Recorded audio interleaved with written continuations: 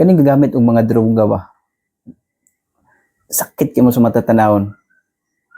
Ano? The moment ginagamit mo droga, mawala mo sa inyong paminsar. Kalma mo tan-awon pero mura mo katok. Di mo ka hunahuna og tarong.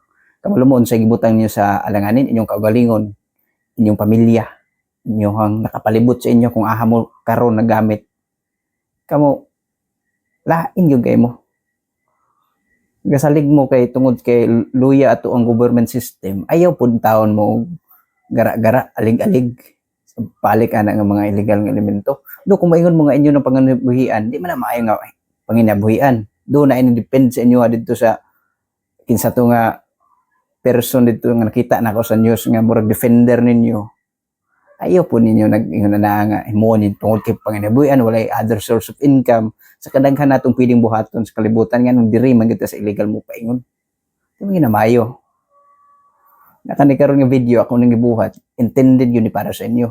Kaya ano, lain yun kaya akong ginhawa sa aning mga drugs. Lain yun.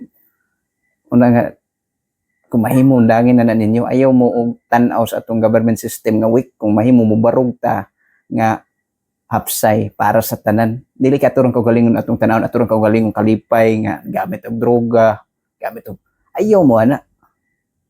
Kani karon nag-express na ko ni ako ang gibati karon kay wa ko ka-expressan. Saon man nga ultimo ra man gihapon ko nga tawo. Inyo gid pud untang tagaan og pagtagad ang inyong kaugalingon.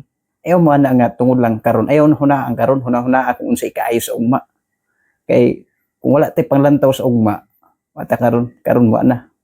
Buta patas tanang buta, bangag patas tanang bangag.